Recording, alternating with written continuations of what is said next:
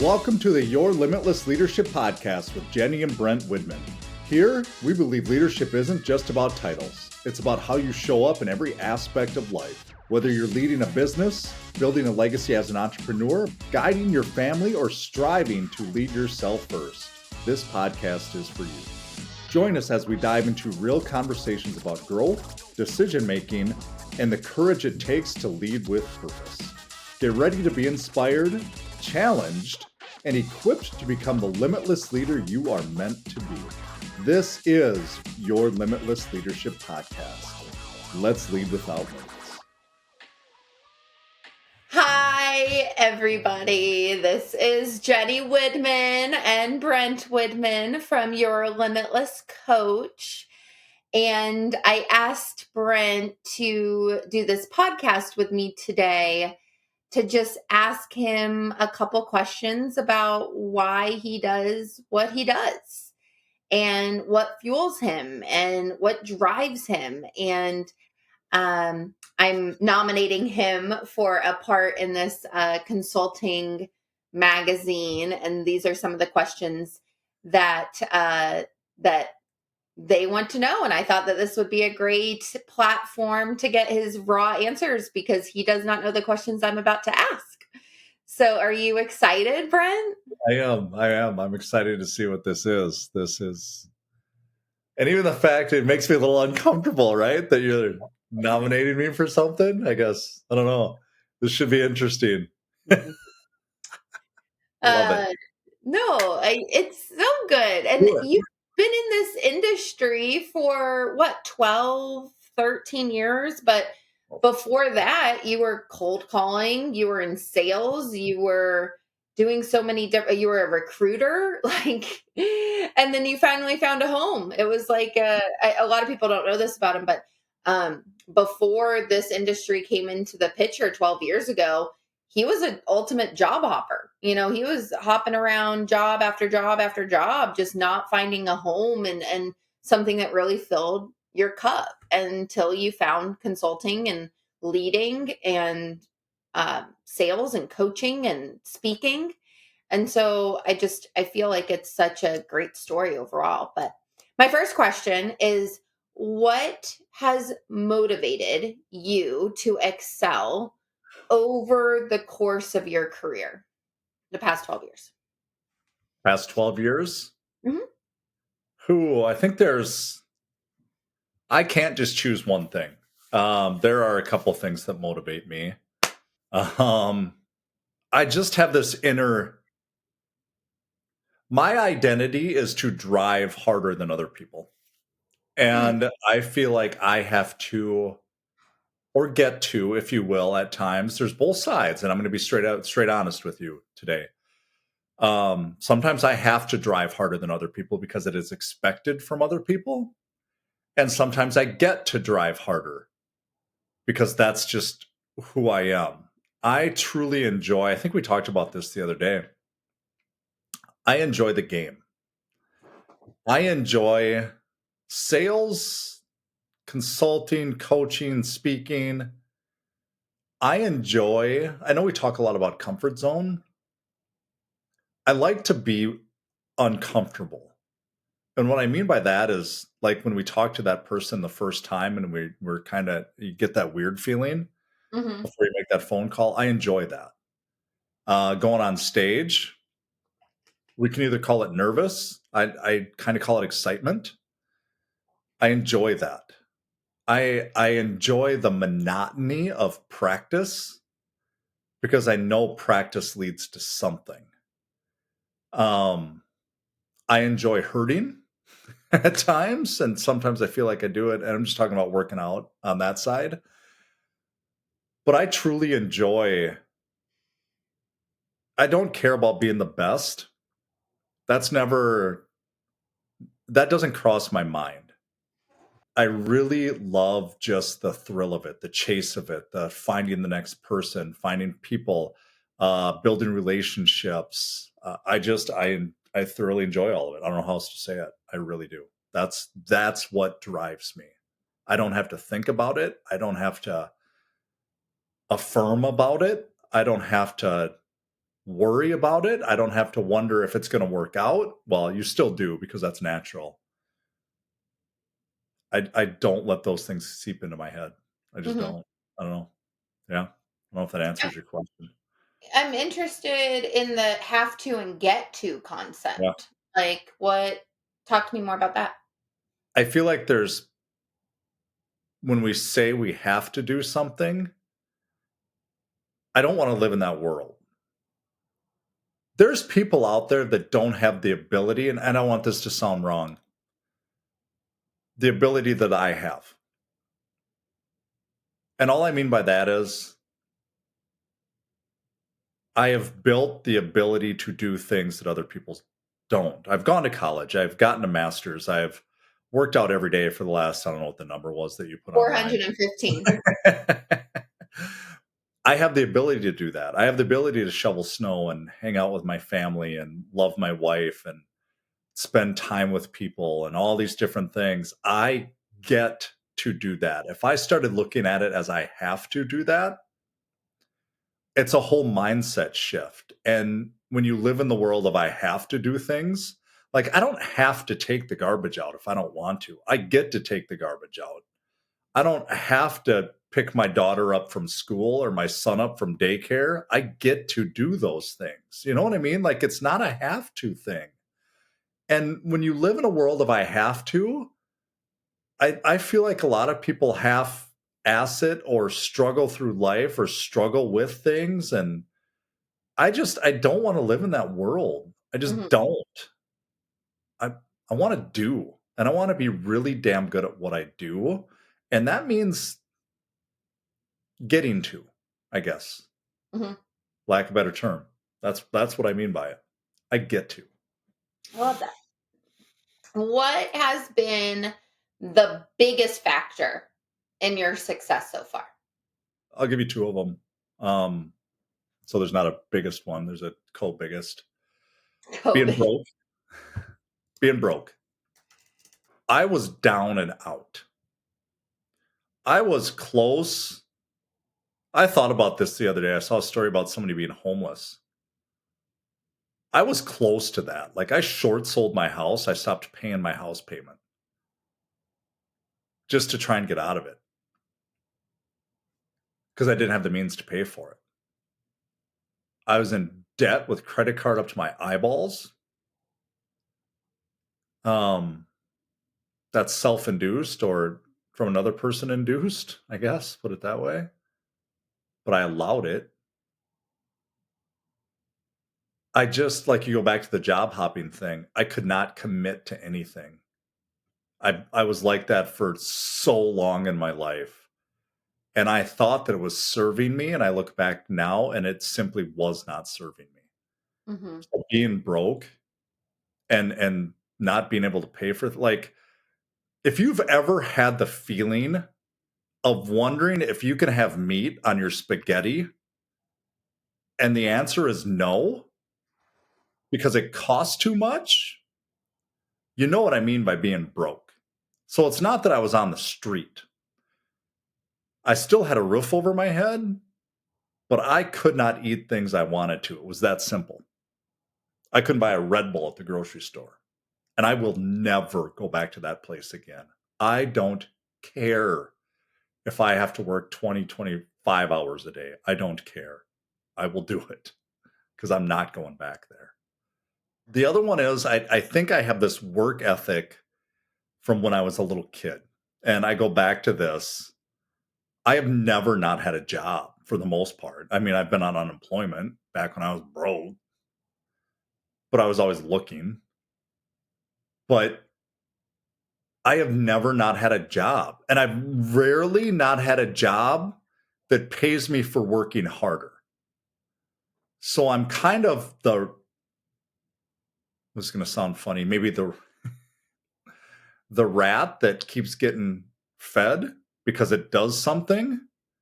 It's so ingrained in me that it will never not be there. I can't not do it. I can't get out of it. It's hard for me to sit and relax. You see this. Like when I'm up cleaning because I'm bored, It's not because I want to clean. It's because I got to do something. If I'm on my computer at night, I got to do something. And I used to think, what's wrong with me? I have been blessed with that because it has served me very well. I do have to fight it at times, like when it's family time and what have you. But those are the two things that drive me. One, it's just so ingrained in me that it is there and it's not going anywhere. And the other one is I've been down and out and it blows. It blows. I Yeah. appreciate those times that you just want to clean when I want to do nothing and watch mindless TV. But I know it, right? So it's not like, and that's what helps is when people realize that you stop keeping score and holding, like I wouldn't hold that against you. You asked me the other day, you're like, thanks for doing that. I'm like, I got nothing else to do. What's the difference? Like, you know what I mean? Like, it's just, who cares? Just do it. Yeah. Love it. The thing.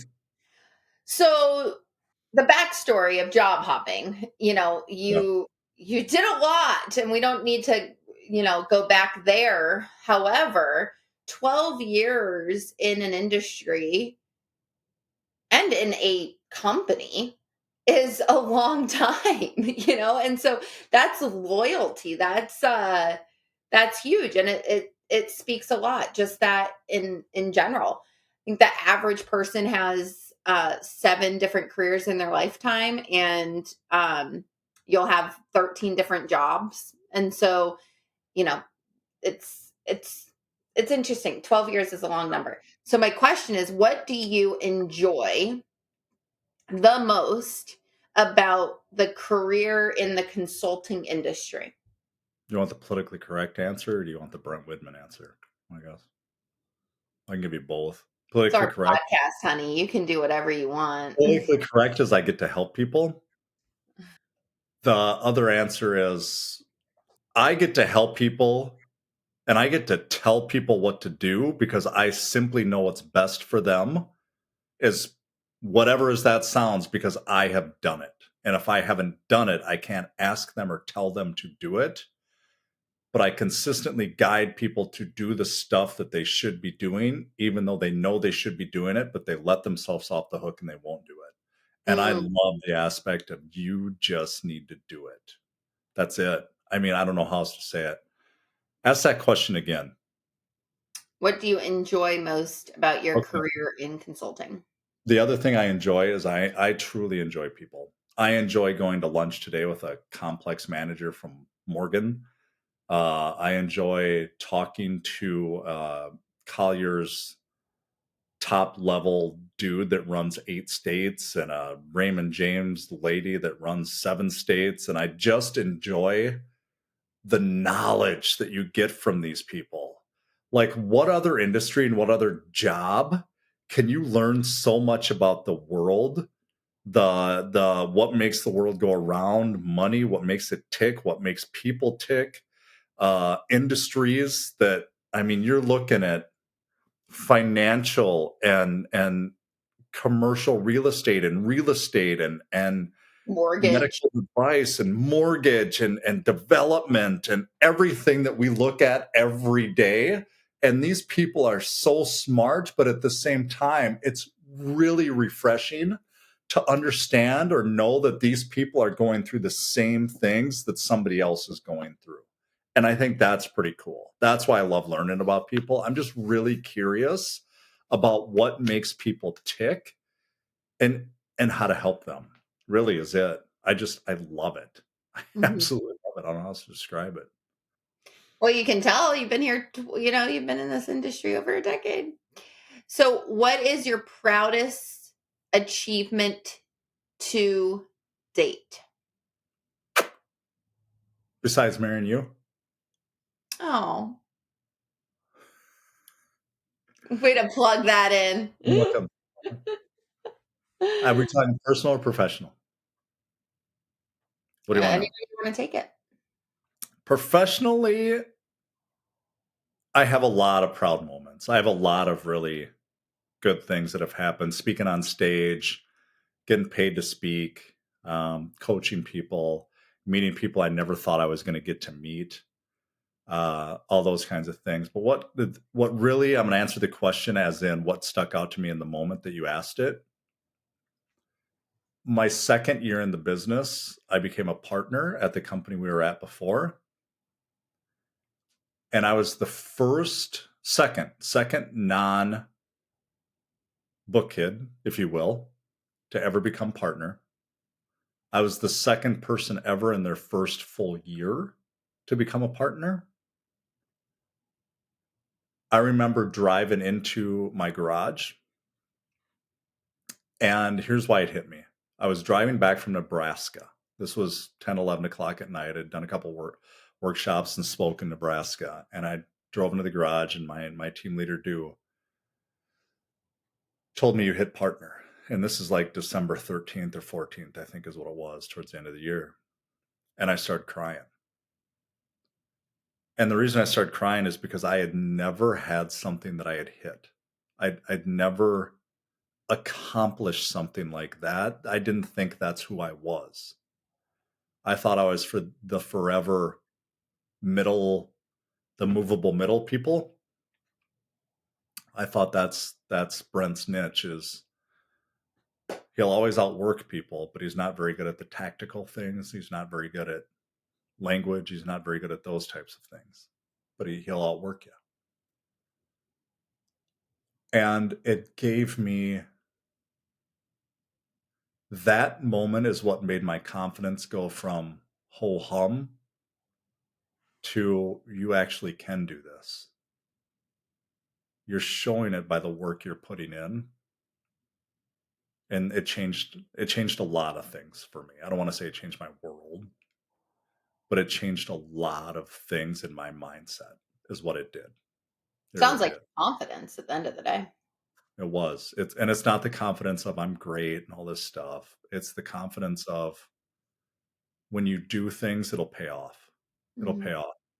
And many of us don't start the things we need to do because we don't see the payoff. And I couldn't see the payoff until it actually happened. Mhm. And that's what adage. I saw Bezos quote the other day. You'll go 4 years beating your head against the wall, and year 5, your whole world changes. And that's kind of what it was. It Mm. was. Yeah. Did you want to talk about a personal or? Personal. I think what changed my world personally, I mean, not relationship wise and all that thing, because you did change my world. So I'll use 2 of them. I go back to the question I got asked a long time ago when we were going around at that, not retreat, or that vacation we were on, the trip. Oh yeah, Cabo. And Dustin asked, yeah, what, say something nice about your partner. And everybody else was like, she's really nice to me, right? And I said that I didn't know what love was until I met you. I think that's also letting people in, but I didn't ever think that, it goes back to the same thing with business. I didn't ever think that I could be loved because I was so good at pushing people away and pushing people out that I wouldn't let people in. And the guard was forever up. That was my habit, and it was a bad habit. And until you came along and broke that wall down and made it okay that holding hands wasn't awkward. And I know I laugh about it at times, or giving you a kiss in front of your mom and dad, like those things 4 years ago, 5 years ago would never happen because I just wasn't that person. At least that's what I told myself. So that's one of the biggest things that changed my whole being of who I am. And it makes it okay. But it also makes it okay to do the next thing and the next thing and the next thing and the next thing. And then the other one is I think I've told you this story, but when I bartended in college and I had gained like 30 pounds, 35 pounds, I was up to like 215, 220. And it was like a happy hour, and Jared Sunday came in, and we were sitting there BSing, and MTV Spring Break was on the TV, and we were talking about dudes in shape and that kind of thing and working out. And I'm like, I used to work out. And he goes, well, you can come with me. I go every day at 12:30, every day. And I was like, sure. I didn't know the guy that well. I didn't know him at all. He was just a dude sitting at the bar that was in shape. That's it. I mean, I didn't know you didn't know him at all. I thought he was like some kind of acquaintance, no? no, he came in every once in a while. He was a male nurse up at the hospital in Mankato. Mm. And I said, okay. And I showed up the next day at 12:30. Now, mind you, bartending, I didn't get home till 2, 3 in the morning. So I woke up at about noon, Well, 11:45, had my bowl of cereal, and I showed up at 12:30. Literally every day. That started the path. I learned how to work out because I just said yes. That's mm, what changed, is I said yes. That's it. Yeah. Whew. That brings me back. It's crazy to think about how that thing now puts me at 415 days straight working out just because. There's no reason behind it, just because. But if he wouldn't have been there, maybe I would have found it, but that's who knows? I might be bald and 50 pounds overweight and sitting in my chair drinking Coke and eating potato chips and telling people how great I used to be in high school as a quarterback, right? Like living the dream, baby. Living the dream. Oh, man, that's awesome. I can't imagine you being that person, but how much that changed your life, you know? Goodness. Well, that goes back to, I guess, my next question is great lead into this, but, like, what is the best advice you've ever been given for yourself? Oh, been given or Mhm. to myself? What's the best advice you've ever been given? Wasn't really advice, more of a statement. And I will forever hold on to this because this changed my perception on who I was too. It was my first trip that I'd won. We're in Puerto Rico. There was about 15 of us at the welcome dinner, or welcome, we're just standing around, welcome hors d'oeuvres, if you will, in this back room. And I was just talking, and I started talking to, I walked up and I talked to Rory Vaden. And he looks at me, and we were just, how you doing? How things are going? And blah, blah, blah. And he says, you've been given a gift.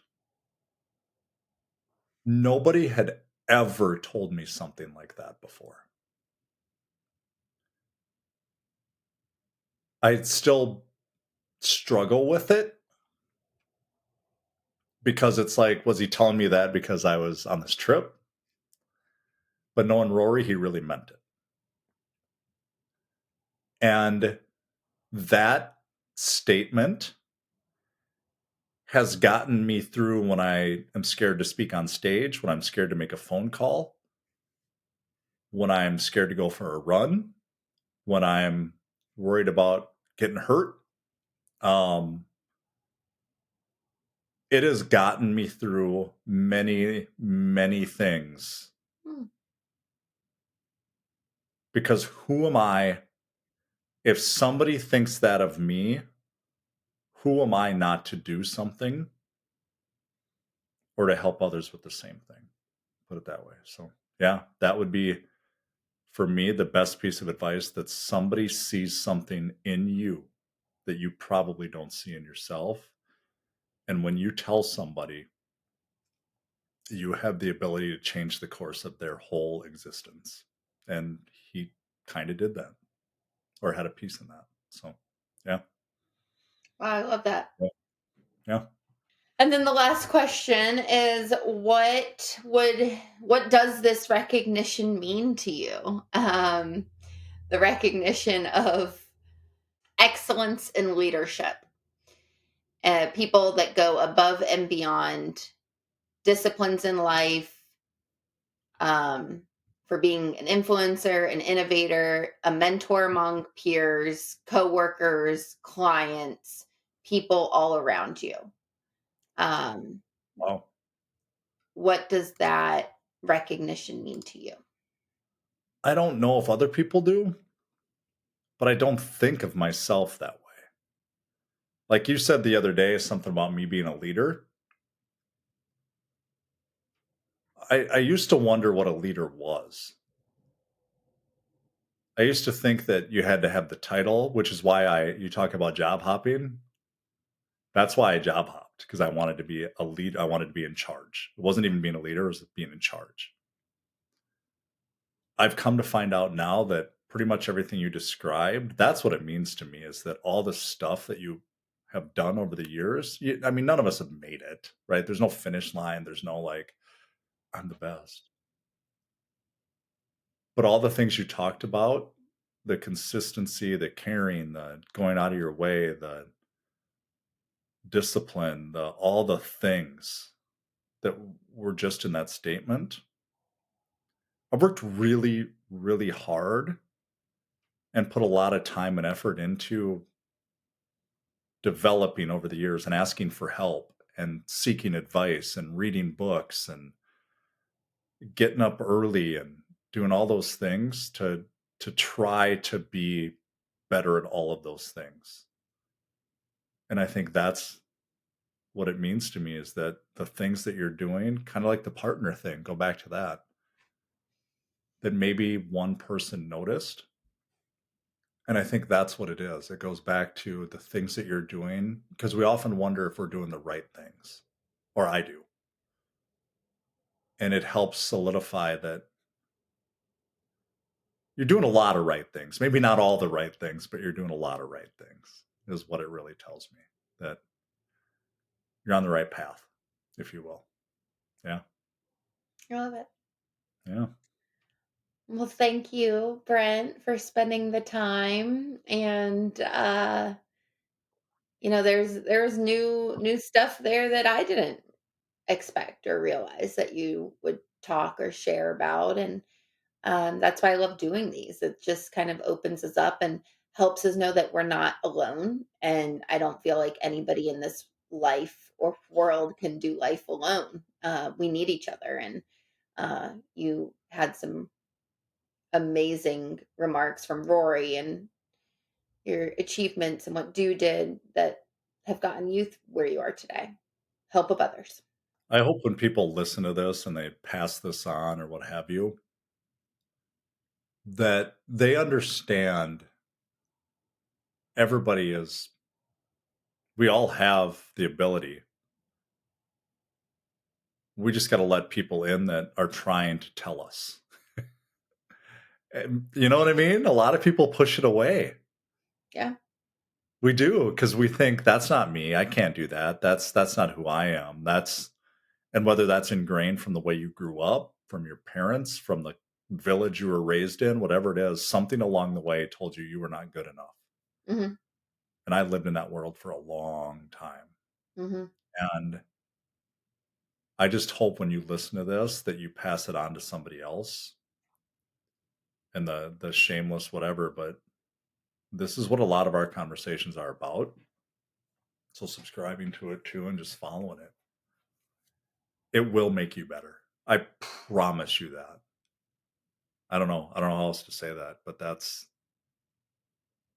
hopefully you understand that when you listen to these podcasts. I really hope that. I really do, man, because that's why we do it. We don't do it for fame and fortune and all that stuff. We do it because we have the give a crap factor. I don't know, put it that way. So, yeah. Yeah. There you go. Thanks. Anything else you'd like to know, lady? That's it. We can end. Oh, funny. Thank you, everyone, for being on here. We wholeheartedly appreciate it. Take care. Thanks for joining us on the Your Limitless Leadership Podcast with Jenny and Brent Widman. We hope today's conversation inspired you to think differently about leadership, not just in your career, but in every part of your life. Remember, leadership starts with leading yourself first. It's about taking action, making bold decisions, and showing up with purpose. Now, it's time to take what you've heard today and put it into practice. Whether it's in your business, your community, your family, or your own personal growth, start leading without limits. You have the power to become the leader you're meant to be. Until next time, keep pushing your boundaries and leading with purpose.